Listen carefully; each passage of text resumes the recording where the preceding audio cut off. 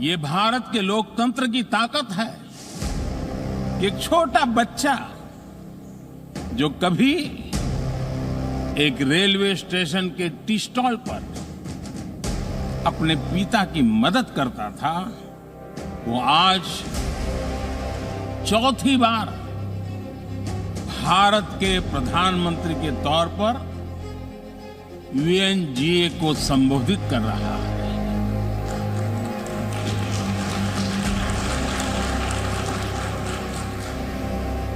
सबसे लंबे समय तक गुजरात का मुख्यमंत्री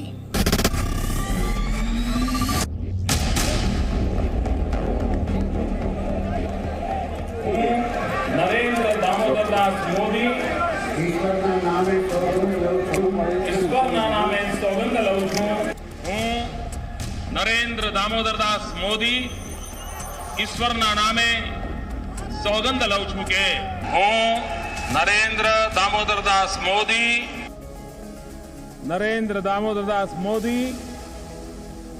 ઈશ્વરના નામે સોગંદ લઉં છું કે मैं नरेंद्र दामोदर दास मोदी ईश्वर की शपथ लेता हूं कि जो विजेंद्र दामोदर दास मोदी ईश्वर की शपथ लेता हूं कि जो विषय संघ के प्रधानमंत्री के रूप में मेरे विचार के लिए लाया जाएगा, मैं संघ के प्रधानमंत्री के रूप में अपने कर्तव्यों का श्रद्धापूर्वक और शुद्ध अंतःकरण से निर्वहन करूंगा।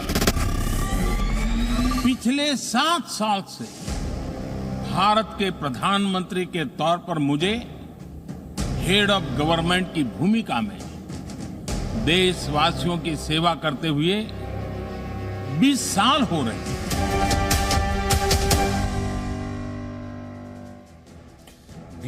वर्ष नरेंद्र दामोदर दास मोदी को सत्ता की कमान संभाले हुए 20 वर्ष पूरे हो रहे हैं। आज से 20 वर्ष पहले 7 अक्टूबर 2001 को नरेंद्र मोदी ने गुजरात के मुख्यमंत्री पद की शपथ ली थी। तब से लेकर अब तक यानी 20 वर्षों से नरेंद्र मोदी लगातार सत्ता के शिखर पर विराजमान हैं। पहले 13 वर्ष गुजरात के मुख्यमंत्री के रूप में और पिछले 7 वर्षों से भारत के प्रधानमंत्री के तौर पर उन्होंने अपने नेतृत्व कौशल से जन जन को प्रभावित किया है। सत्ता में नरेंद्र मोदी के 20 साल पूरा होने पर जी न्यूज पर आज से हम एक विशेष सीरीज शुरू कर रहे हैं, जिसमें हम आपको प्रधानमंत्री नरेंद्र मोदी के उन 20 क्रांतिकारी कदमों के बारे में बताएंगे जिसने देश की दशा और दिशा बदल दी, जिसका असर 125 करोड़ भारतवासियों पर पड़ा, जिसकी वजह से समाज के हर तबके का जीवन स्तर बेहतर हुआ, जिसने नरेंद्र मोदी को एक सामान्य नेता से जननेता बना दिया, जिसने उन्हें वर्ल्ड लीडर के रूप में स्थापित किया। नरेंद्र दामोदर दास मोदी ईश्वરના નામે સોગંદ લઉં છું। ભારત માતા की, भारत माता की।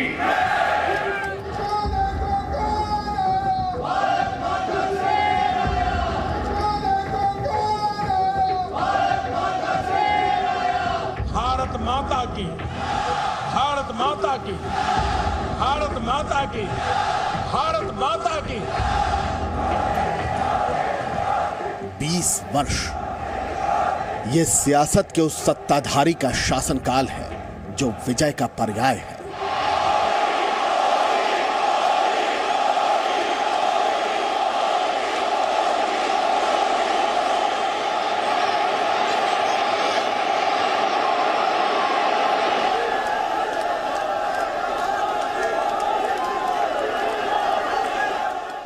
वर्ष ये राजनीति के उस धनुर्धारी की विजय यात्रा है जो अजेय है, अपराजेय है। सरकारें नामुमकिन मानती रही, लेकिन मोदी है तो मुमकिन है।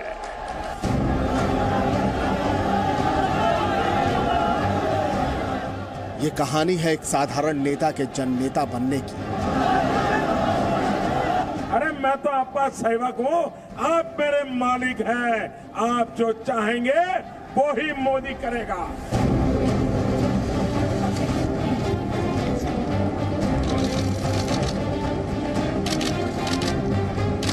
Donald Trump shaking hands, a warm hug. symbolizing the great Indo-American friendship.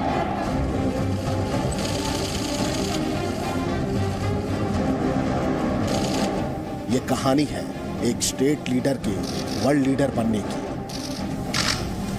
मेरे लिए बहुत खुशी की बात है।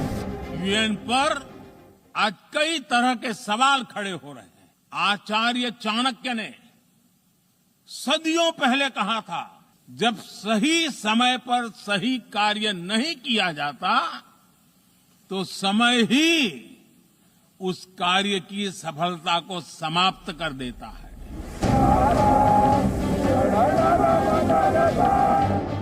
ये कहानी है संभव लगते लक्ष्य को संभव बनाने की।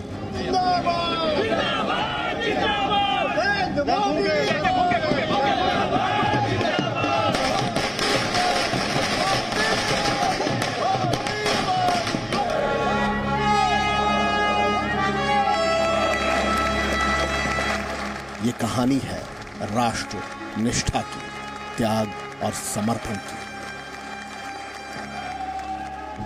मैं भाइयों बहनों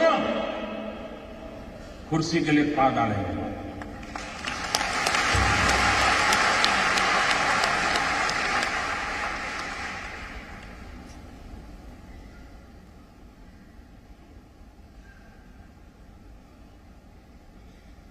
मेरे देशवासियों,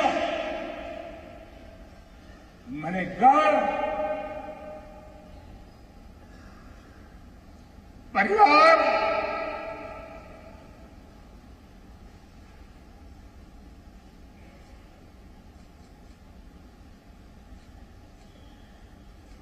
सब कुछ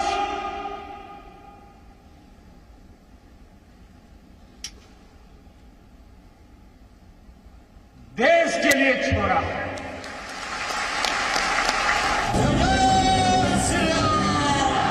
ये कहानी है एक ऐसे नेतृत्वकर्ता की जो चुनाव के समय चाय पे चर्चा करता है, लेकिन चुनाव जीतने के बाद नए सपने, नए संकल्प, नए अरमान, नई सिद्धियों के साथ आगे बढ़े। परीक्षा पे चर्चा करता है। अनेक शुभकामनाएं देता हूं। ये 2020 का सिर्फ नया वर्ष ऐसा नहीं है, ये नया डेकेड है, नया दशक है। और आपके जीवन में ये दशक जितना महत्वपूर्ण है, उतना ही हिंदुस्तान के लिए भी ये दशक सबसे ज्यादा महत्वपूर्ण है। देश जो भी करेगा उसमें इस समय जो 10वीं 12वीं के विद्यार्थी हैं, उनका सबसे ज्यादा योगदान होगा। ये कहानी है भारत के एक ऐसे कप्तान की जो घर आए मेहमान को झूले पर बिठाता है, लेकिन वही मेहमान जब बॉर्डर पर आंख दिखाए तो आंख में आंख डालकर जवाब देता है। हम किसी को छेड़ते नहीं हैं, लेकिन मैं फिर साफ कर दूं कि नए भारत को किसी ने छेड़ा तो वो छोड़ता भी नहीं है। ये कहानी है उस जननायक की जो सरकारी फैसलों को भी जन आंदोलन बना देता है। 10 करोड़ से ज्यादा शौचालयों के निर्माण के साथ देशवासियों ने ये संकल्प पूरा किया। अब स्वच्छ भारत मिशन अर्बन 2.0 का लक्ष्य है गार्बेज फ्री शहर। ये कहानी है नरेंद्र मोदी के क्रांतिकारी फैसलों की।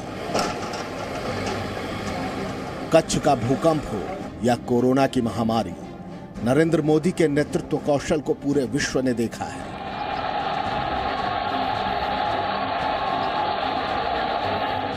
इतिहास में अनदेखा किए जाने वाले महापुरुषों को सम्मान दिलाने का अभियान हो या सैनिकों को समान अधिकार देने का निर्णय, या फिर दुश्मनों को घर में घुसकर मारने का साहस हो, अपने 20 वर्षों के शासनकाल में नरेंद्र मोदी ने अपने निर्णय से क्रांति की है। आर्टिकल 370 हटाने का दिलेर फैसला हो या राम मंदिर निर्माण हो, जनधन, उज्ज्वला और स्वच्छ भारत मिशन जैसी सामाजिक क्रांतिकारी योजनाएं हो, या फिर हर घर बिजली पहुंचाने का संकल्प, प्रधानमंत्री नरेंद्र मोदी ने असंभव दिखने वाले लक्ष्य को भी संभव कर दिखाया। मेक इन इंडिया से भारत को नई ऊर्जा देने का काम हो, या 3 तलाक जैसी मजहबी सामाजिक बीमारी को खत्म करने का फैसला हो, मोदी ने कर दिखाया।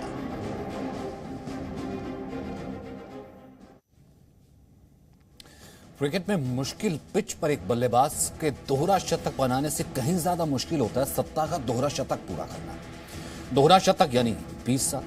मुख्यमंत्री से प्रधानमंत्री तक सत्ता का नेतृत्व करते हुए नरेंद्र मोदी के 20 साल पूरे हो रहे हैं और इस मौके पर हमारी आज से ये विशेष सीरीज आप देख रहे हैं। हर दिन नरेंद्र मोदी के उन क्रांतिकारी फैसलों के बारे में हम विस्तार से जानेंगे जिनका सीधा असर देश पर पड़ा, समाज के सभी वर्गों पर पड़ा, भारत की आम जनता पर पड़ा। इसी कड़ी में आज यानी इस सीरीज में अभी हमने देखा जिस तरीके से नरेंद्र मोदी के जो क्रांतिकारी फैसले हैं उन्हीं में से एक। इसी कड़ी में आज श्री राम के बिना भारतीय संस्कृति का जिससे कोई अस्तित्व नहीं है, श्री राम भारत के डीएनए में है और नरेंद्र मोदी के लिए इससे बड़ी उपलब्धि क्या हो सकती है कि उनके कार्यकाल में रामलला को 500 वर्षों की लंबी प्रतीक्षा के बाद जन्मसिद्ध अधिकार मिला।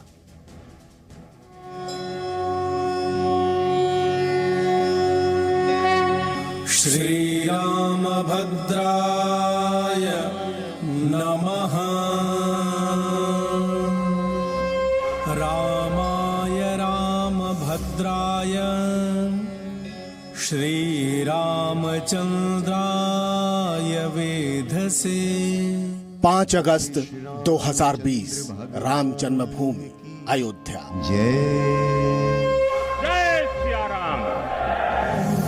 आना बड़ा स्वाभाविक भी था क्योंकि राम काज किनु बिनु मोहि कहां बिसरा। मुझे रास आ गया है तेरे दर पे सर झुकाना।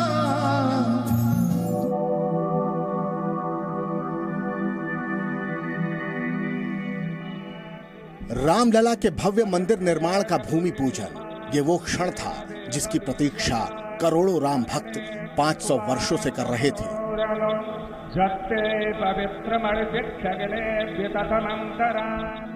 वर्ष 1528 में जिस जगह पर मंदिर गिराकर बाबरी मस्जिद बना दी गई, 500 वर्ष बाद वहां फिर से भव्य राम मंदिर की नींव रखी गई थी।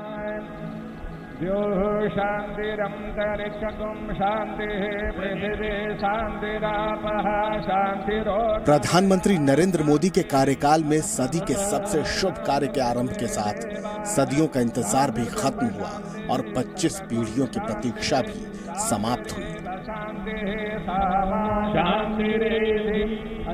अंजलिबद्ध होकर के पुष्पांजलि देंगे।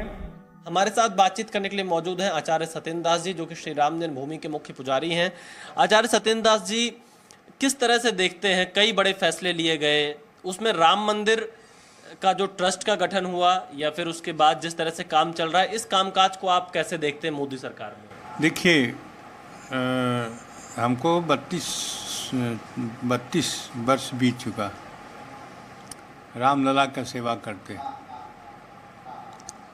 और ऐसी स्थिति में जब त्रिपाल में थे रामलला, पहले तो ढांचा में थे, जब त्रिपाल में थे तो तमाम समस्याएं रही और यही सोचा जा रहा था कि क्या ऐसा भी समय आएगा कि रामलला त्रिपाल से उठ करके और कि मंदिर में विराजमान होंगे। सरकार के प्रति जब सरकार दोबारा बनी तो बहुत कुछ मांग किया अयोध्या के लोगों ने कि आप लोकसभा में और इसको प्रस्ताव करके और मंदिर बनाने के लिए आप वो आदेश पारित करें। वर्ष 2014 में नरेंद्र मोदी जब पहली बार देश के प्रधानमंत्री बने तो संत समाज और राम भक्तों की उम्मीदें बढ़ गई।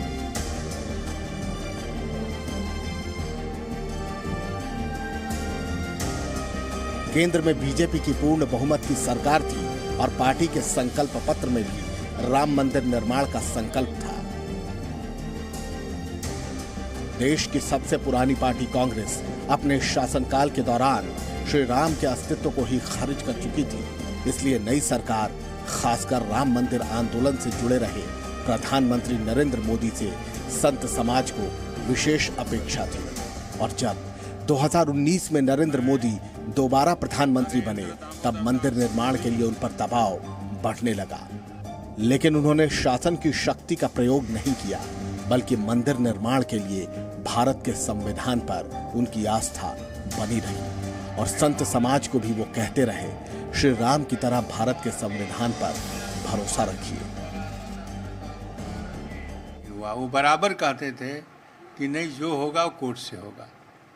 कोर्ट से हो गया तो राम मंदिर की जो समस्या थी बहुत जटिल थी। बहुत लोग आए और गए और तमाम आंदोलन हुआ। तमाम हमारे इससे जुड़े हुए लोग जो संत थे वो आहुति दिए और आज नहीं है हमारे बीच। बहुत से कार सेवकों की यहाँ गोली से मार दिया गया। तो तमाम घटनाएं हुई, लेकिन वह घटनाएं 9 नवंबर को जब कोर्ट ने आदेश दे दिया रामलला के पक्ष में, तब से लगा कि जो हमारे प्रधानमंत्री जी कह रहे थे कि कोर्ट से होगा, और आप इसमें कोई भी चिंता किसी प्रकार की न करें, रामलला के और राम मंदिर के पक्ष में आदेश होगा, हो गया। तो इसलिए बहुत महत्वपूर्ण राम जन्मभूमि का कार्य है, जो करोड़ों भक्तों के हमारे आराध्य देव राम, भगवान श्री राम और त्रिपाल में पड़े थे, और आज वह समय आ गया है कि भव्य मंदिर में विराजमान होंगे। मुझे लगता है कि उनके हृदय में यह दृढ़ इच्छा शक्ति थी, ये भावना थी कि निश्चित रूप से यदि राष्ट्र को आगे बढ़ाना है तो उसके लिए राम मंदिर की आवश्यकता है। देखिए, भगवान राम अपनी व्यवस्थाओं के लिए अपने लोगों का उन्होंने चयन किए। तो माननीय प्रधानमंत्री जी हमारे भाग्यशाली ही नहीं, बहुत ही भाग्यशाली व्यक्ति हैं कि जिनको भगवान के इस कार्य को क्रियान्वित करने का अवसर मिल रहा है। और देश में जो भी अभूतपूर्व फैसले हुए हैं, कश्मीर में हुए हैं, 3 तलाक पर हुए हैं, सब कुछ तो मोदी जी ने ही किया है। सुप्रीम कोर्ट के फैसले से ठीक पहले देश में डर का माहौल बनाया जा रहा था। अल्पसंख्यकों को उकसाने की कोशिश हो रही थी। कुछ पार्टियां चाहती थी कि देश में दंगे भड़के और मंदिर निर्माण को फिर से लटकाने भटकाने का खेल शुरू हो जाए, लेकिन ऐसा कुछ नहीं हुआ। प्रधानमंत्री नरेंद्र मोदी की सूझबूझ से ऐसी हर कोशिश नाकाम हो गई। मंदिर निर्माण के फैसले से लेकर मंदिर निर्माण की नींव तैयार होने तक ना तो एक गोली चली, ना देश में दंगे हुए। नवंबर 2019 से पहले अयोध्या में एक ही सवाल रहता था कि आखिरकार राम मंदिर का निर्माण कार्य कब शुरू होगा, राम मंदिर के निर्माण कार्य की तारीख कब बताई जाएगी। लेकिन 9 नवंबर 2019 को सुप्रीम कोर्ट ने जब राम मंदिर के पक्ष में फैसला दिया, तो उस फैसले को अयोध्या के सभी धर्मों के लोगों ने स्वीकार किया, जिसके बाद फरवरी 2020 में श्री राम जन्मभूमि तीर्थ क्षेत्र ट्रस्ट का गठन प्रधानमंत्री नरेंद्र मोदी ने किया। अब इस पूरे कालखंड में अयोध्या कितनी बदली, और यह एक बहुत बड़ी उपलब्धि भी केंद्र सरकार की, मोदी सरकार की मानी जाती है। श्री राम के काम में मर्यादा का जैसा उदाहरण प्रस्तुत किया जाना चाहिए, देश ने वैसा ही उदाहरण प्रस्तुत किया है। इसी मर्यादा का अनुभव हमने तब भी किया था जब मानवीय सर्वोच्च न्यायालय ने अपना ऐतिहासिक फैसला सुनाया था। हमने तब भी देखा था कि कैसे सभी देशवासियों ने शांति के साथ सभी की भावनाओं का ध्यान रखते हुए व्यवहार किया था। आज भी हम हर तरफ वही मर्यादा देख रहे हैं। वीर बजरंगी। नरेंद्र मोदी का राम मंदिर आंदोलन से जुड़ाव प्रधानमंत्री या मुख्यमंत्री बनने से पहले से रहा है। 1990 में जब लाल कृष्ण आडवाणी के नेतृत्व में सोमनाथ से अयोध्या तक रथ यात्रा निकली थी, तो उस रथ के सारथी नरेंद्र मोदी ही थे। वर्ष 1991 में नरेंद्र मोदी ने अंतिम बार रामलला के दर्शन किए थे, और तब उन्होंने प्रण लिया था कि जब तक राम मंदिर नहीं बन जाता तब तक वो रामलला के दर्शन नहीं करेंगे। 1991 में नरेंद्र मोदी अयोध्या आए थे। उस वक्त सरयू नदी के किनारे से लेकर श्री राम जन्मभूमि के क्षेत्र तक उन्होंने दौरा किया था। राम दरबार की उनकी यह तस्वीर 1991 की है। 29 साल पुराना उनका ये संकल्प 2020 में पूरा हुआ, जब 5 अगस्त 2020 को नरेंद्र मोदी ने अपने हाथों से ही राम मंदिर का भूमि पूजन किया। अयोध्या के मुस्लिम कार सेवक बबलू खान अपने बचपन के उस दिन को याद करते हैं जब सरयू किनारे कार सेवकों के खून बह रहे थे। जब से राम मंदिर का निर्माण चालू हुआ है, ये देश के लोगों को भी एहसास हो गया है कि वास्तव में अब देश तरक्की के रास्ते पे आगे बढ़ रहा है। देख लीजिए, ये है राम की पैड़ी। मैं जब बचपन में बहुत छोटा था, मैं तो समाजवादी के शासनकाल में जब हजारों कार सेवकों के ऊपर जब गोली चलाई गई थी, तो मैं भी यहाँ पर ऐसे टहलने, किसी शासन प्रशासन क्योंकि हमारे यहाँ रुके थे, तो मैं भी टहलने आया था, तो मैंने देखा था यहाँ पे खून की नदियां बह रही थी उस समय। लेकिन अब श्री राम जन्मभूमि की तस्वीर बदल रही है और श्री राम की सरयू बदल चुकी है। निश्चित रूप से अयोध्या आज जो दृश्य दर्शन हो रहा है अयोध्या का, निश्चित रूप से अयोध्या पहले की अपेक्षा बहुत बदली हुई है। विकास के कार्यों में स्वच्छता को ले लीजिए, सफाई के माध्यम से अयोध्या बहुत ज़्यादा विकसित हुई है, बदली हुई है, बड़ी सुंदर अयोध्या बन रही है।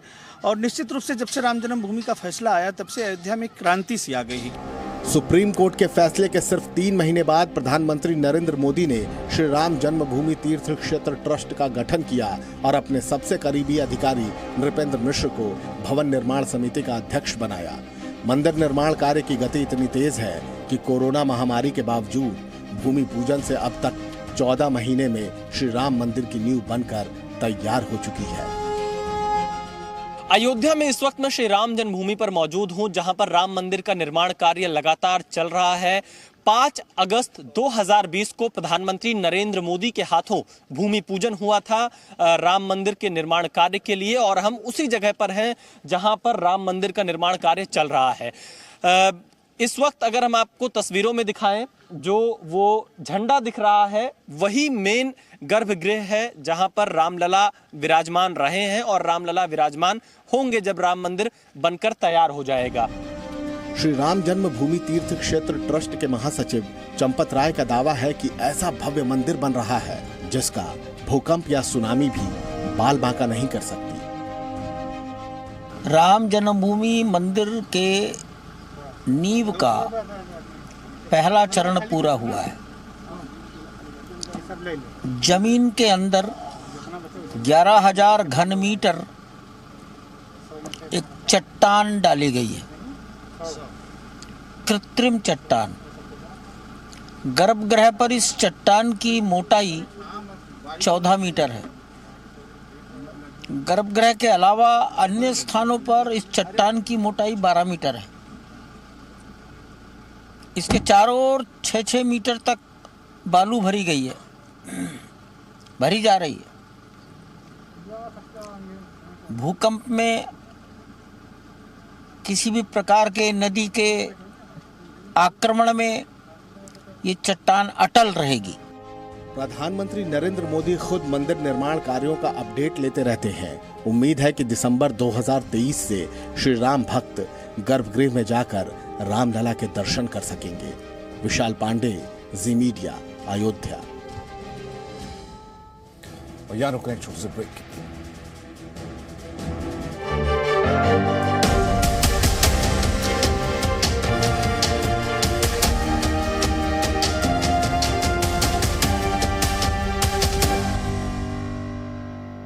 Presenting B News app, available on Google Play and App Store. Download it now.